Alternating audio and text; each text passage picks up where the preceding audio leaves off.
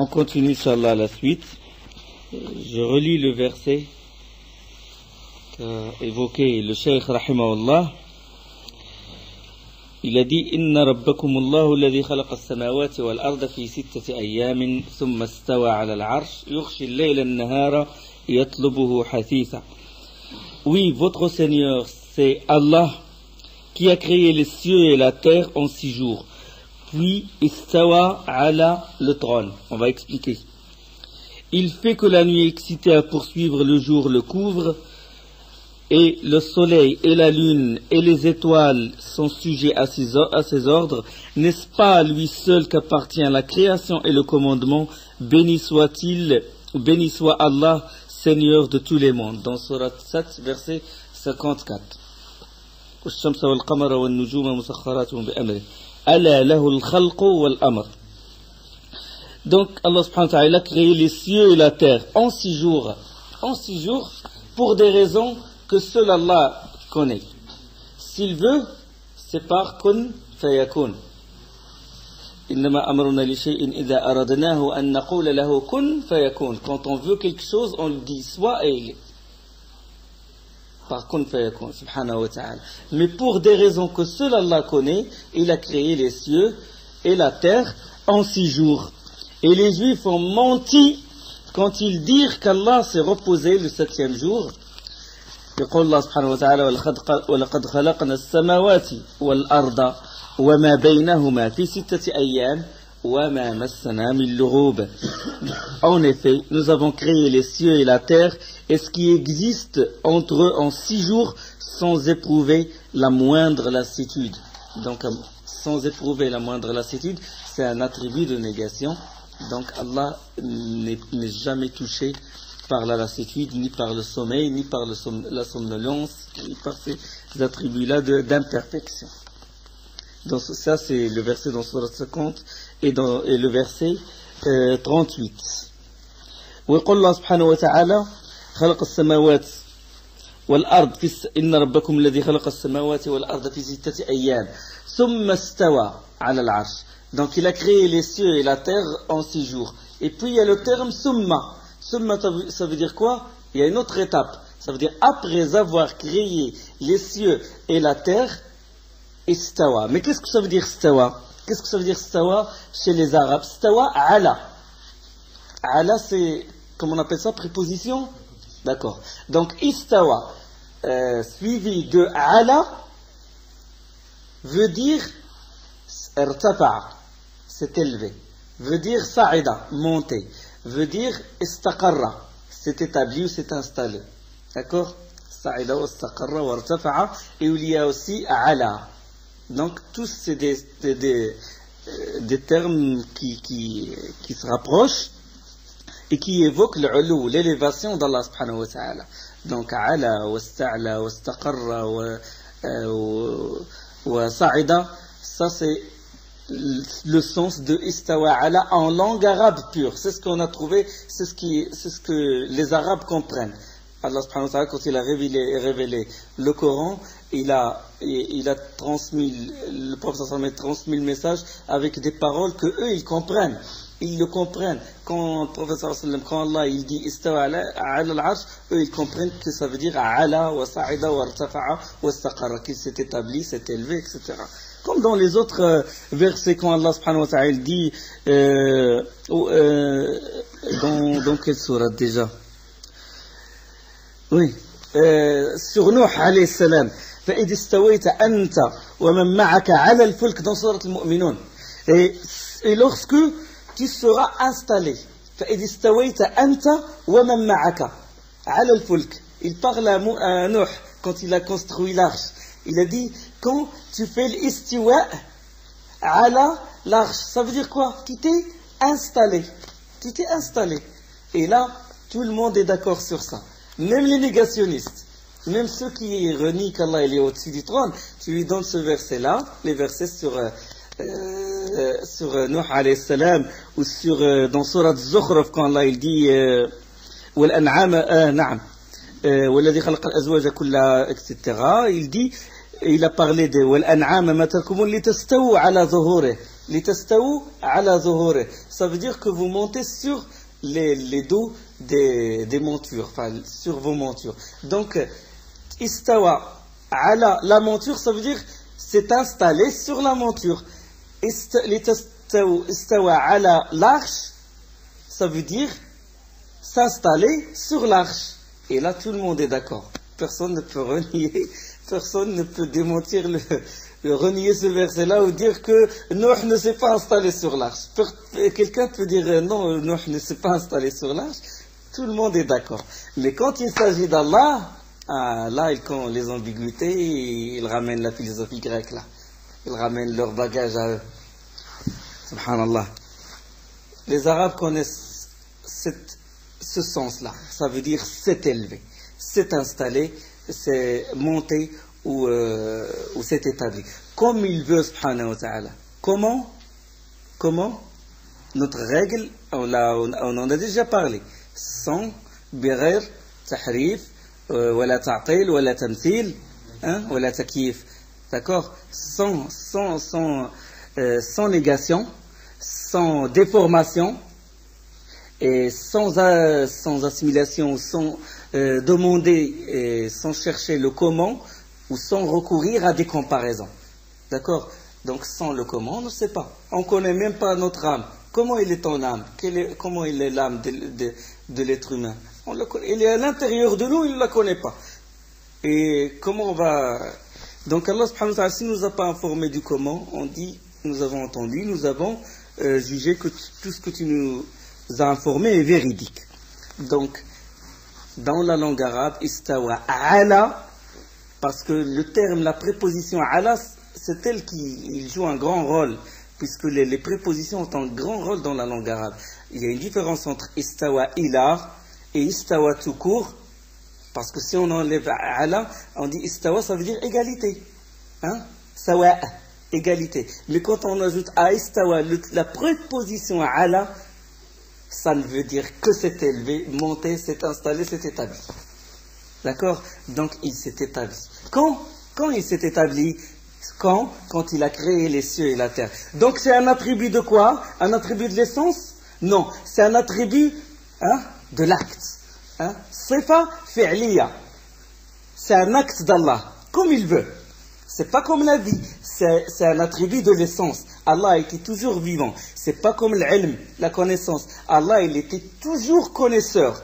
Une connaissance non précédée par l'ignorance et ne sera jamais touchée par l'oubli. Donc c'est un attribut de l'essence concernant la connaissance. Maintenant, istiwa, c'est un attribut de l'acte. C'est après avoir créé les cieux et la terre, et puis Allah il dit summa, qui fait mal aux innovateurs. Ce summa, rien que ces deux lettres-là, ils font mal. Summa istawa ala al-arsh. Donc après ça, il s'est établi. Donc c'est un axe d'Allah subhanahu wa ta'ala. C'est un axe propre à lui. Il nous a informé de ça. Il a dit voilà, je me suis établi sur mon trône. Comme il veut subhanahu wa ta'ala. On n'a pas à imaginer, on n'a pas à dire le comment, on n'a pas cherché à recourir à des comparaisons. Al-istiwa'u majhoul. Al-istiwa'u ma'loum wal-kayfu majhoul. L'istiwa, il est connu. Le sens de l'istiwa, il est connu. Wal-kayf, le comment, on ne le connaît pas. Allah ne nous a pas informé. Was-su'alu anhu bid'a. Le fait de chercher, de recourir à chercher le comment Allah s'est établi, ça c'est une innovation parce que Allah ne nous a pas informé. Il ne nous a pas informé comment il s'est établi, subhanahu wa ta'ala. Par miséricorde envers nous. Donc ça c'est l'istiwa. Ceux qui ont dit que istawa ça veut dire dominer, vous êtes d'accord avec moi que il y a istawa, il y a I-S-T, on va le dire en français. I-S-T, A-W et A. D'accord? Eux, au lieu de dire istawa, qu'est-ce qu'ils ont fait? Ils ont rentré le lam. Il y a une anecdote, le lam aussi c'est en français, L, on dit aussi L. Ils ont rentré le L, comme ça. Le lam, ils l'ont rentré dans le mot. Istawla. Ils ont dit istawla. Istawa, ça veut dire istawla. toute façon, il se base sur un vers de poème qu'a chanté un chrétien, un kafir. Ils le prennent comme référence, comme quoi istawa veut dire istawla. Et istawla, ça veut dire, je ne sais pas est-ce que derrière le terme dominer ou envahir, le fait d'envahir, il est précédé par un combat ou par un... Non? Ça sous-entend ça? En français, ça sous-entend aussi? D'accord. En arabe, c'est clair. Istawla, c'est après un combat. Et il y a une histoire à propos de ça. C'est qu'un imam, il a commencé à expliquer des versets comme ça qui parlent de l'istiwa. Et il a dit istawla, ça veut dire envahir. Et il y a un débutant, un campagnard, il ne sait rien du tout. Et il lui a dit, d'accord, il a dominé, il a envahi, mais à qui appartenait le trône avant qu'il l'envahisse? C'est normal, c'est la raison. Faites-la. À qui appartenait, puisqu'il l'a envahi? Et pourquoi exactement le trône? Pourquoi il n'a pas envahi les cieux, la terre et tout? Pourquoi exactement le trône? Ça, quand ils tombent dans des ambiguïtés, quand ils cherchent...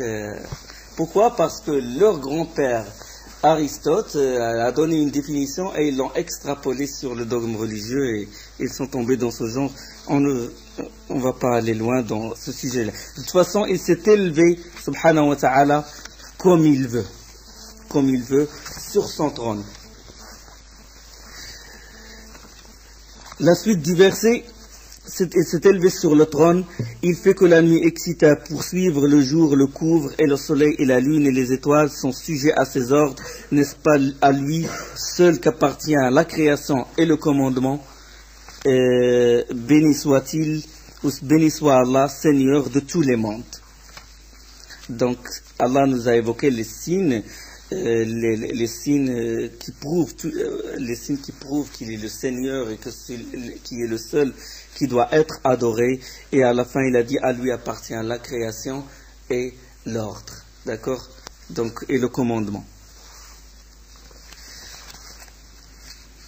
ويقول الشيخ رحمه الله, il dit le Seigneur, Allah c'est l'adoré. والرب هو المعبود. Donc, puisque c'est le Seigneur, le Créateur et tout, c'est lui qui dirige l'univers, c'est lui qui doit être adoré, donc c'est lui l'adoré, c'est l'adoré. Et il dit, il donne la preuve dans le Saint-Coran, dans le Coran, et il dit, ô être humain, adorez votre Seigneur qui vous a créé, ainsi que ceux qui vous ont précédé. Ça c'est le verset dans Surat Al-Baqarah. Ya ayyuhan nas u'budu rabbakum alladhi khalaqakum walladhina min qablikum. Il donne la preuve qu'on doit l'adorer. Donc c'est un verbe en impératif. Ô être humain, adorez votre Seigneur. Adorez votre Seigneur qui vous a créé, ainsi que ceux qui vous ont précédé. Peut-être serez-vous pieux. Pour vous, il fit de la terre une couche, et du ciel une structure bien construite. Il fait tomber l'eau du ciel, par elle il fait sortir des fruits pour votre subsistance. Ainsi donc, ne donnez pas des rivaux à Allah maintenant que vous savez. Donc il a dit au début de la sourate, du verset, adorez Allah qui vous a créé, vous ainsi que ceux qui vous ont précédé. Il a fait il a fait la terre pour vous une couche où il a créé la terre pour vous, il a stabilisé pour vous, et il a fait du ciel une structure bien construite. Et c'est lui subhanahu wa ta'ala qui fait tomber l'eau du ciel, ça veut dire des nuages, et il fait sortir des fruits, etc. Et il dit subhanahu wa ta'ala après, ne donnez pas des rivaux. Donc rivaux, égaux, nid, regardez, nid, ça veut dire égal. Et quand on lève le nun et on met le dad, ça devient dad, contraire. Donc dad c'est le contraire, et nid l'égal, rival, d'accord? Nid c'est rival. On ne doit pas donner à Allah des rivaux qui doivent l'égaler, soit dans la seigneurie, soit dans la connaissance de l'ghaib, soit dans la législation, l'ordre religieux, soit dans le droit d'être adoré. On ne doit pas invoquer autre que lui, subhanahu wa ta'ala. On ne doit pas lui donner des rivaux. Parce que ça, c'est shirk. La suite, il évoque, qu'est-ce qu'il a évoqué? Donc là, il a évoqué qu'on doit adorer Allah subhanahu wa ta'ala, parce qu'on sait que le premier ordre c'est Tawhid, et puis Tawhid c'est la base, et puis à partir de Tawhid se ramifient les autres prescriptions. Quand Allah subhanahu wa ta'ala il dit وَمَا أُمِرُوا إِلَّا لِيَعْبُدُوا اللَّهَ مُخْلِصِينَ لَهُ الدِّينَ حُنَفَاءَ. Il ne leur a été recommandé que d'adorer Allah, en lui vouant un culte exclusif, en étant sincère dans cette adoration. Hunafa, on a expliqué ce que ça veut dire. Hanif, ça veut dire droit vers l'unicité et écarté du shirk. D'accord? Hunafa. Wa yuqimuna as-salat, et ils accomplissent la salat. Wa yu'tuna az-zakat, ils s'acquittent de la zakat, parce que dit tawhid se ramifient les autres prescriptions. Nul n'est en droit d'être adoré, je ne dois pas obéir aux autres tawarit, aux autres rebelles, aux autres idoles. Je ne dois pas les aimer. Je dois m'allier avec les alliés d'Allah. Je dois aimer Allah subhanahu wa ta'ala. Je dois faire la salat. Je dois faire donner la zakat. Donc c'est des ramifications de tawhid. C'est la base. Daraballahu mathalan kalimatan tayyibah. Allah il a donné comme parabole une bonne parole. Kalimatan tayyibah. Kashajaratin tayyibah. Comme un bel arbre. Asluha thabit. Ils tiennent bien, fermement par terre, il a des racines, et ses branches vont vers le ciel. Il donne ses fruits, chaque fois par la permission de son Seigneur. Donc Tawhid, c'est une parole, c'est dire et agir. Fruits, il a parlé de fruits, parabole. Les fruits de Tawhid. Sinon, le Tawhid ne se réduit pas à la prononciation et à la simple véridicité. Nul n'est en droit d'être adoré. Acte du cœur, l'amour, la crainte, la vénération, la volonté qui pousse à l'acte du corps. Donc, dire et agir. يقول ابن كثير قال ابن كثير الشيخ رحمه الله il a évoqué la parole d'Ibn Kathir. الخالق لهذه الأشياء هو المستحق للعبادة.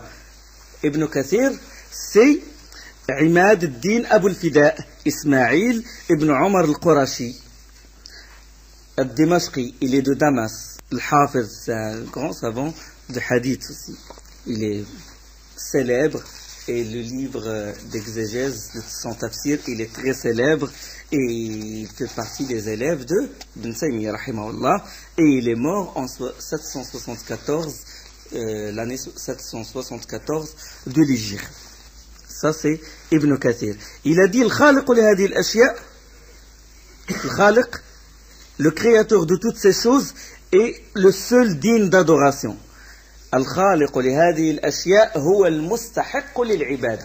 Donc il a expliqué le verset. Donc ça montre aussi l'implication, l'unicité de Rububiyya, l'unicité Tawhid al-Rububiyya, il implique Tawhid al-Uluhiyya. L'unicité dans la création, dans la gérance, dans la royauté, il implique l'unicité de l'uluhiyya, ça veut dire l'unicité de l'adoration. Puisque lui, le créateur, puisque lui qui administre tout, puisque lui qui dirige l'univers, puisque lui qui est le roi de l'univers, donc implication, c'est lui qui est en droit d'être adoré. C'est lui que j'adore. D'accord?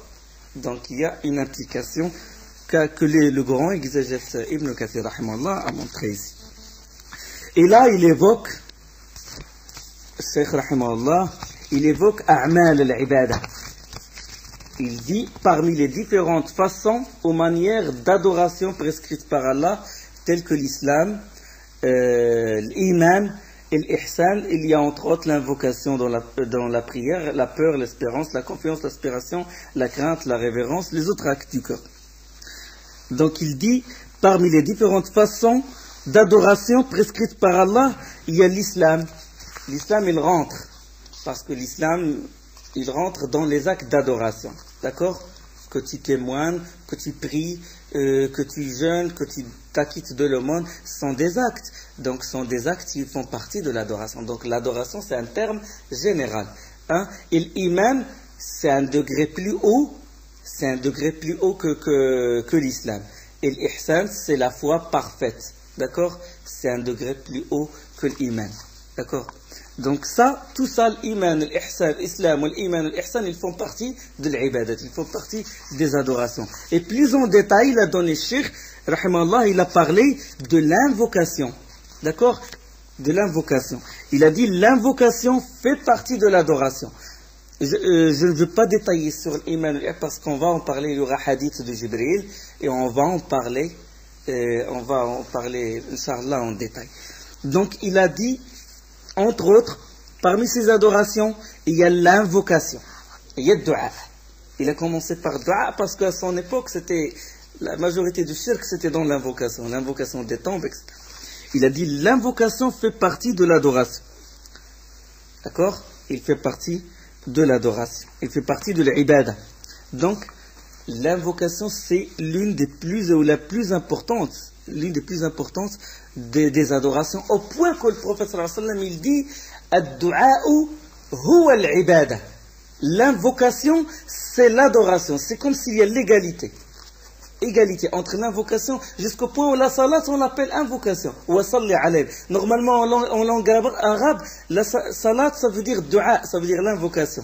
Et puisque la grande partie de la salat est formée de dua, ihdina as-sirata al-mustaqim. Parce que la Fatiha, c'est un dua. Il commence par la louange, Alhamdulillah Rabbil Alamin, Ar-Rahman Ar-Rahim, Maliki Yawmiddin. C'est la règle du dua. Tu loues Allah. Tu montres ses noms et ses attributs, et après, tu fais une introduction, et après, tu invoques Allah. C'est comme quand on rentre chez un roi et tout, ou quand on lui écrit une lettre, on montre son grade et tout au début, à la tête de la lettre, et en bas, on cherche du travail, on cherche ça, etc. Donc Allah subhanahu wa ta'ala, on loue subhanahu wa ta'ala par ses plus beaux noms et attributs, et après on dit guide-nous vers le droit chemin. D'accord? Donc là, la Fatiha, il y a le dua. Dans Soujoud, il y a le dua. D'accord? Donc, la salat, en langue arabe normalement, en langue arabe veut dire dua, veut dire invocation. Comme dans le surat Tawba, quand Allah dit وَصَلِّ عَلَيْهِمْ إِنَّ صَلَاتَكَ سَكَنٌ لَهُمْ. وَصَلِّ عَلَيْهِمْ, ça veut dire invoque Allah pour eux. Salli, regarde, salli qui est salat, veut dire dans ce verset prie pour eux. Ils n'ont pas pris la prière avec les actes et tout. D'accord? Donc c'est ça l'importance de l'invocation dans l'adoration. Le hadith, il est connu, le hadith de l'imam Ahmed al-Tirmidhi, de Na'man bin Bashir, quand le prophète sallallahu alayhi wa sallam était sur le manbar, et qu'il a dit ad-du'a'u huwa al-ibada.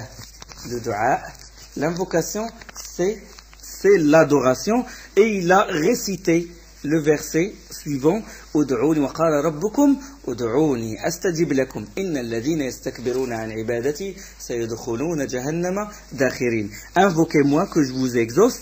Ceux qui sont trop orgueilleux pour m'adorer, regardez, invoquez-moi que je vous exauce. Ceux qui sont trop orgueilleux pour m'invoquer, pour m'adorer. Tellement c'est proche, l'adoration et l'invocation. Ceux qui sont orgueilleux pour m'adorer entreront prostrés dans la Jahannam. Jahannam, c'est un nom, qu'Allah nous en préserve, c'est un nom de l'enfer. Ça, c'est dans Surat Ghafir, l'indulgent, le verset 60. Donc, celui qui invoque autre qu'Allah, dans ce que seul Allah peut faire, est tombé dans le shirk, il est tombé dans la mécréance. D'accord? Il a égalé l'hôte de la tombe, ou la personne, ou la statue, ou n'importe qui, avec Allah subhanahu wa ta'ala. Donc ça c'est... Et le hadith, Cheikh Rahmanullah, il a évoqué, oui, il a mentionné le hadith, l'invocation est le cerveau ou l'essence même de l'adoration. Ad-du'a mukhul ibada. Ad-du'a mukhul ibada. Le hadith de Na'man bin Bashir, qui est rapporté par l'imam Ahmed et par Tirmidhi lui-même, il est plus authentique que celui-là. D'accord? L'invocation et le cerveau de l'adoration, c'est un hadith da'if. D'accord? Et l'invocation, c'est l'adoration, il est plus fort, et c'est le hadith de Na'man bin Bashir qu'on doit prendre en considération. Mais le sens est vrai. Ça veut dire le sens de la phrase est bon. Que l'invocation, il est vraiment le cerveau ou l'essence même de l'adoration. Donc l'invocation, c'est une adoration pure, tout comme la salat, tout comme le pèlerinage. C'est parce que les adorations, on distingue deux sortes.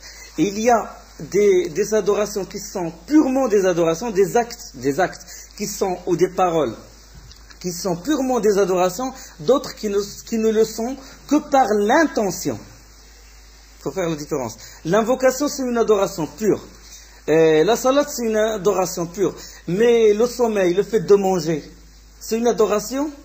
Il n'est adoration que s'il est précédé par le bismillah, d'accord, et par le fait d'avoir une intention quand tu manges, c'est de renforcer ton corps dans l'adoration d'Allah et de remercier à la fin et d'être reconnaissant, dire alhamdulillah à la fin, d'accord. Donc ça, quand il est précédé par cette intention-là, elle est considérée comme adoration. De même le sommeil, quand il est précédé par l'adkar et tout, les invocations, et tout en faisant les ablutions, avant, précédé par les ablutions, c'est considéré comme une adoration. Donc ça, c'est un acte, mais si la personne il dort comme ça, sans invocation et tout, ce n'est pas une adoration. De même s'il mange, il rentre comme ça, il prend un sandwich, comme ce qu'ils font dehors, il mange en courant, il y a ni bismillah, ce n'est pas considéré comme adoration.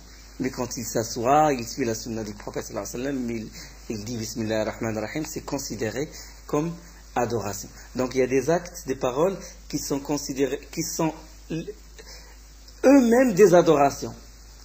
Et il y a d'autres qui ne le sont que par l'intention qui les précède. D'accord? Et c'est pour ça que tous les actes, normalement, c'est quand Allah dit وَمَا خَلَقْتُ الْجِنَّ وَالْإِنسَ إِلَّا لِيَعْبُدُونِ. Je n'ai créé les djinns et les humains que pour qu'ils m'adorent. Que pour qu'ils m'adorent, ça veut dire que tous leurs actes doivent être précédés par une bonne intention. S'il s'agit d'adoration pure, il n'y a pas de problème. S'il s'agit des choses de la vie, l'achat, la vente, les négoces, le mariage et tout ça, il doit être précédé par une bonne intention, jusqu'à ce qu'a dit le prophète sallallahu alayhi wa sallam, quand la personne il fait le rapport sexuel avec sa femme, c'est considéré comme une ibada, comme sadaqa. Et sadaqa, ça fait partie des adorations. Jusqu'au point où les compagnons s'étonnèrent, ils ont dit comment la personne, il essaie de... c'est son plaisir. Comment on peut dire du plaisir de la personne ou que c'est une adoration? Et le prophète sallallahu leur a expliqué, il a dit, voyez-vous que s'il dirige ce plaisir-là dans le haram, dans le zina, est-ce qu'il sera châtié? Est-ce qu'il méritera le châtiment? Ils ont dit certes, envoyé d'Allah. Oui, il a dit de même s'il le met dans le halal, c'est considéré comme une adoration. Ça c'est le sens du hadith en gros. Je ne l'ai pas respecté textuellement. D'accord? Donc tous les actes finalement, s'ils sont précédés par une bonne intention, sont considérés comme des adorations. Et il dit, rahimahullah, il a donné dalil.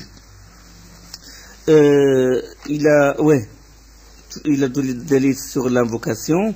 Et il a aussi, là il y a autre chose aussi très importante sur l'invocation pour renforcer ce que dit Cheikh rahimahullah. Et le hadith du prophète quand il dit ad-du'a huwa al-ibada, pourquoi? Pourquoi? Parce que c'est un dua pur et parce que là, on a dit que salat dans la langue arabe veut dire invocation, et parce que le serviteur d'Allah est convaincu, quand il invoque Allah, il y a beaucoup de choses là qui interviennent. Quand il invoque Allah, il est convaincu qu'Allah l'entend. Sinon, il ne va pas l'invoquer. Donc, il est convaincu qu'Allah entend son invocation. D'accord. Donc, conviction, qui dit conviction, dit acte du cœur. Donc, il y a l'adoration intérieure, il y a l'acte du cœur. Donc, il y a la confirmation, la conviction. Même s'il invoque d'une invocation secrète, même s'il est dans les ténèbres, même s'il est chez lui, renfermé chez lui, il sait qu'Allah l'entend. Il y a cette conviction. Donc, acte du cœur. Il y a autre chose. Il y a qu'il est convaincu qu'il connaît sa situation. Maintenant, Sami', Alim, il entend et il connaît sa situation. Il connaît sa situation. Et qu'il le voit, subhanahu wa ta'ala. Donc quand il invoque, il sait qu'il entend. Il est convaincu qu'Allah l'entend. Il est convaincu qu'Allah le voit. Et qu'il connaît sa situation. Et il y a autre chose, il est convaincu. Et il est il est convaincu qu'Allah connaît ce qu'il veut. Donc, il sait ce qu'il y a à l'intérieur de lui. Sans qu'il détaille son invocation publiquement, ou sans qu'il la prononce. Avant qu'il ne la prononce, il a une conviction qu'Allah sait ce qu'il y a dans son cœur. Il sait ce qu'il veut. Des fois, même s'il n'arrive pas à formuler son invocation comme il faut, Allah, il sait ce qu'il y a dans son cœur. Il y a aussi, il est convaincu qu'il peut lui enlever le mal dont il souffre et le délivrer ou de lui apporter ce qu'il veut. D'accord? Il est convaincu de ça. Et il y a aussi l'humilité, une certaine humilité du serviteur d'Allah. Et il y a aussi l'insistance. D'accord? Donc, ud'u rabbakum tadarru'an wa khufya. Tadarru'an wa khufya. Invoquez votre Seigneur en toute humilité et en toute discrétion. Donc, il y a tous ces actes du cœur. Et la conviction, la connaissance, il y a cette vénération, et il y a la parole exprimée avec la langue. Donc, c'est pour ça que l'invocation est très importante. Et c'est pour ça qu'Allah est allé jusqu'à dire au prophète sallallahu alayhi wa sallam وَلَا تَدْعُ مِن دُونِ اللَّهِ مَا لَا يَنْفَعُكَ وَلَا يَضُرُّكَ فَإِنْ فَعَلْتَ فَإِنَّكَ إِذًا لَمِنَ الظَّالِمِينَ dans Surat Yunus. Et n'invoque pas en dehors d'Allah ce qui ne peut te profiter ni te nuire. Et si tu le fais, tu seras alors du nombre des injustes. Allah il s'adresse au prophète sallallahu alayhi wa sallam. Donc l'invocation d'autres avec Allah, c'est un acte grave, c'est un acte d'association et de mécréance. Quand il dit, et si tu le fais, tu seras alors du nombre des injustes. Injuste dans ce verset, le terme zalimin, ça veut dire associateur, ça veut dire shirk. Comme a dit Luqman dans Surat Luqman, Ya bunayya, la tushrik billah, inna shirka la zulmun azim. Quand Luqman il exhortait son fils, il dit, oh mon fils, ne fais ou ne donne pas des associés à Allah. Si tu donnes des associés, le fait de donner des associés à Allah, c'est une injustice énorme. Une injustice énorme. Donc, ce verset expliqué par l'injustice dans ce verset-là, il est expliqué par l'association dans le verset de Surat Luqman. Dans une autre risala, le Cheikh rahimahullah, il a dit que les associateurs de notre époque sont plus graves, sont pires que les associateurs de la première jahiliya, de ceux qui ont vécu avec le prophète sallallahu alayhi wa sallam, ou ceux qu'a affronté, les mécréants qu'a affronté le prophète sallallahu alayhi wa sallam. Parce que les premiers associateurs, ils adorent avec Allah des idoles, les wali, les anges, etc. Ça, il a évoqué dans une autre risala qui s'appelle Kashf Shubuhat, le dévoilement, si vous voulez, des ambiguïtés. Une autre risala très, très, très intéressante. Il a dit les associateurs de notre époque sont pires. Parce que ceux que le prophète sallallahu alayhi wa sallam a confrontés, ils invoquaient les idoles, ils invoquaient Lat, Wal-Uzza, Hubal, Zil-Khulasa et Manat et les autres temples quand ils sont dans l'aisance. Mais quand ils sont dans des situations graves, ils s'adressent directement à Allah. Ils invoquent Allah directement et il a donné la preuve. Il a donné beaucoup de preuves dans le Coran. Il dit, subhanahu wa ta'ala, dans Surat 17, 67. Il dit, et quand le mal vous touche en mer, ceux que vous invoquez en dehors de lui se perdent. Dans une autre façon de traduire, ceux que hors lui vous invoquez s'égarent, et il ne reste que lui. Et quand il vous sauve et vous ramène à terre, vous vous détournez, l'homme reste très ingrat. وإذا مسكم الضر في البحر ضل من تدعون إلا إياه فلما نجاكم إلى البر أعرضتم وكان الإنسان كفورا. Quand ils sont dans un bateau et tout, et quand le bateau il va faire naufrage, ils s'adressent directement à Allah, les associateurs de la première époque, qui a confronté le prophète sallallahu alayhi wa sallam. Et quand Allah les ramène à la terre ferme, là ils oublient.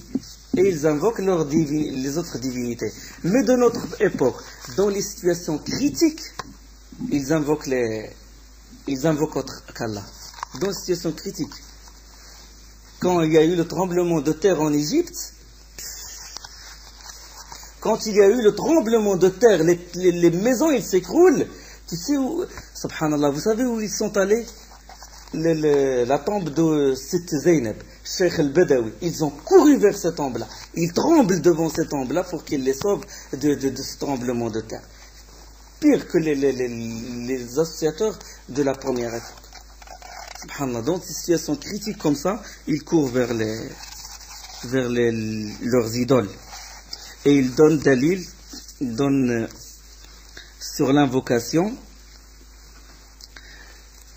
De toute façon, les preuves sont nombreuses. Il dit, rahimallah, voici l'évidence divine dans le Saint-Coran, et votre Seigneur a dit, invoquez-moi, je vous répondrai. Ceux qui refusent par orgueil de m'adorer entreront bientôt en enfer avec humiliation. C'est le verset qu'on a évoqué. وَقَالَ رَبُّكُمْ ادْعُونِي أَسْتَجِبْ لَكُمْ إِنَّ الَّذِينَ يَسْتَكْبِرُونَ عَنْ عِبَادَتِي سَيَدْخُلُونَ جَهَنَّمَ دَاخِرِينَ. Dans l'autre aussi, ça parlant de dua, parlant de l'invocation. Maintenant, Cheikh Rahimahullah, il commence à évoquer les actes du cœur. Les actes du cœur, et il a la peur, il a évoqué la peur, le khawf, le raja, le khashya, l'inaba, le raghba, le rahba, tous ces actes du cœur. Et on va discuter, Inch'Allah, après, on va parler pourquoi il a évoqué les actes du cœur. Pourquoi il a parlé de la crainte, de la vénération, pourquoi il a dit la peur fait partie de l'ibad, la peur fait partie de l'adoration, la crainte fait partie de l'adoration, la vénération fait partie de l'adoration. On va expliquer pourquoi, pour répondre à les sectes qui l'ont combattu à son époque, pour leur répondre. Et parce certains ont mal compris la peur, ont mal compris la khashya, la crainte, ont mal compris la vénération, ont mal compris l'yaqin, la conviction, la certitude, ont mal compris ces actes du cœur-là. Et aussi pour répondre à d'autres qui ont nié carrément la crainte, l'amour, la vénération, et qui ont réduit la foi à la seule véridicité, au seul tasdiq. D'accord? Donc il répond aux deux extrêmes. Des innovateurs de son époque et qui... Donc ça, il a parlé de ces actes du cœur. Il dit wal khawf min al ibada. Mais avant, est-ce qu'il a parlé d'un autre acte? Avant de parler de la peur, avant de dire wal khawf min al ibada, la peur fait partie de l'adoration. Le premier acte du cœur dont il a parlé, il a dit quoi? Au début de la sira, au début de la risala. Il a parlé de l'amour. Il a parlé de l'amour. Il a parlé de l'wala ou al-bara, de l'alliance, de professer la confession de l'wala, l'alliance avec les alliés d'Allah, les aimer, et l'hostilité, exprimer l'hostilité contre les mécréants et les ennemis d'Allah. Donc il a parlé de l'amour. Et il a évoqué le verset. لا تجد قوما يؤمنون بالله واليوم الآخر يوادون من حد الله ورسوله. Tu ne trouveras jamais des gens qui croient en Allah le jour du jugement dernier, se lier d'amitié avec ceux qui dénient Allah et son messager.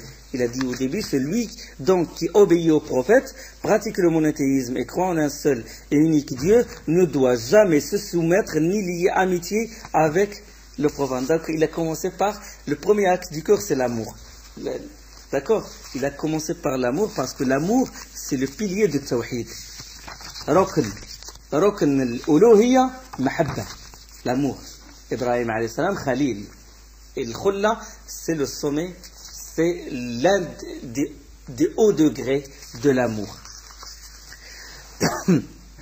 Donc il a évoqué l'amour et il a évoqué l'alliance et le désaveu. Il a dit, celui qui obéit à Allah, celui qui pratique le monothéisme ne doit pas se lier d'amitié avec les ennemis d'Allah, avec les dénégateurs et tout. Il a expliqué cet amour-là, il a donné le dalil dans Surat al-Mujadala, que l'amour d'Allah, il exige qu'on s'allie avec lui, qu'on l'aime et qu'on aime ses alliés et qu'on les prophètes, et le prophète en prière, le prophète sallallahu alayhi wa sallam, notre prophète, les autres prophètes, les compagnons, d'accord, les compagnons et les autres les meilleurs qui sont des 3 premiers siècles, etc., etc. Les alliés d'Allah. Donc l'amour, tu aimes les alliés d'Allah et tu haïs et tu détestes et tu exprimes clairement la haine et l'inimité contre les ennemis d'Allah. Donc le wala ou le bara. Donc l'amour, il exige qu'on suive le prophète sallallahu alayhi wa sallam. Qul in kuntum tuhibbuna Allah fattabi'uni yuhibbukum Allah. Si vous aimez vraiment Allah, suivez-moi, Allah vous aimera. Comme Allah il dit dans Surat Al-Imran. Donc il exige qu'on suive la sunna du prophète sallallahu alayhi wa sallam. On le suit extérieurement et intérieurement. Premièrement. La deuxième, c'est s'allier avec les alliés d'Allah et montrer l'hostilité envers les ennemis d'Allah. D'accord? Donc ça c'est le wala al-bara. Ils n'ont pas, comme il a évoqué cet amour-là, il l'a éclairci pour répondre aux soufis qui étaient à son époque. Aux soufis qui étaient à son époque. C'est la déviation dans l'amour d'Allah qui a causé les plus grandes les chutes des empires et tout, le fait de s'allier avec les ennemis d'Allah, le fait de les faire venir chez soi, le fait de les aider et tout, c'est ça qui a cassé durant toute l'histoire islamique, comment l'empire abbasside est tombé, comment sont rentrés les Tatars, c'est à cause de ça. Ils ont fait rentrer les juifs et les chrétiens, les ennemis d'Allah dans les postes qui sont élevés et tout, et parce qu'il y avait des hommes, des imams qui prêchent ce genre d'amour, l'amour qui dit amour de toutes les créatures. Il faut aimer toutes les créatures. L'amour soufi, l'amour de toutes les créatures. Il n'y a pas aimer et détester. Non, lui il dit il faut avoir. Ils ont transformé ça, enfin ils ont changé un peu parce que c'est prévoyant de dire aimer toutes les créatures. Les créatures, ils ont dit il faut avoir rahma. Mais le sens, c'est la base soufi, la graine soufi, il est toujours là. Donc ils ont dit aimer toutes les créatures. Et quand on aime toutes les créatures, on va aimer Iblis ou Pharaon, on va aimer les ennemis d'Allah, on les laisse rentrer chez nous, et jusqu'à ce qu'ils nous cassent notre pays, jusqu'à ce qu'ils touchent à notre honneur et à nos biens et tout. Il y avait beaucoup d'exemples. De ça. Il y a comme une personne qui le défend, comme Ibn al-Farid, Ibn Arabi, Muhyiddin Ibn Arabi. Comment il explique l'amour? Je vais vous donner des vers de poèmes. Il dit وَقَدْ كُنْتُ قَبْلَ الْيَوْمِ أُنْكِرُ صَاحِبِي إِذَا لَمْ يَكُنْ دِينِي إِلَى دِينِهِ دَانِي. Avant, je faisais beaucoup de reproches à mon compagnon parce que il ne confessait pas la même religion que la mienne. Ça, j'explique les vers de poème. Et il dit فَأَصْبَحَ قَلْبِي قَابِلًا كُلَّ حَالَةٍ. Maintenant, mon cœur, tellement il a l'amour, qu'il accepte toute situation. D'accord? Toute situation. فَمَرْعًا لِغُزْلَانٍ وَدِيرٌ لِرَهْبَانِ. Une prairie où pètent les gazelles, ou une maison, ou une bâtisse, où sont les rabbins. Ça veut dire je vais aimer tout le monde.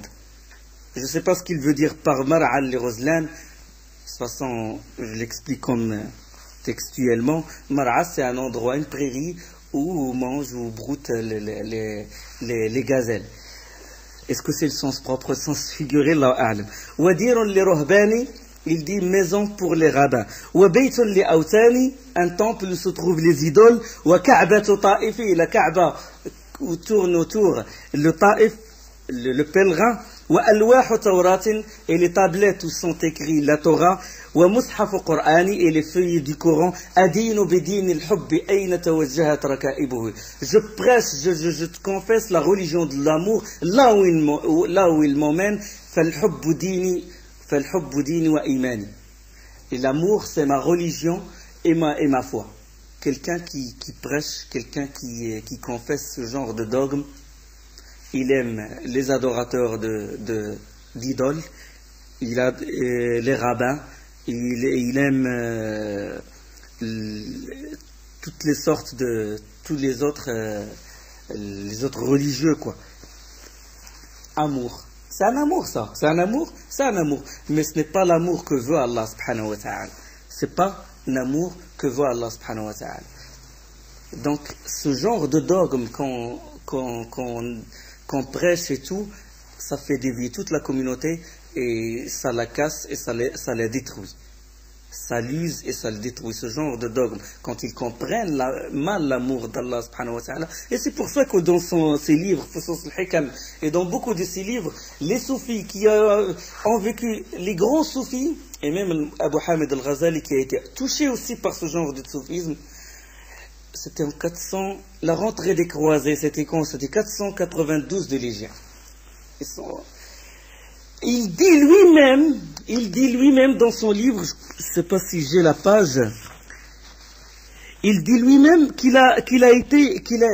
s'est retranché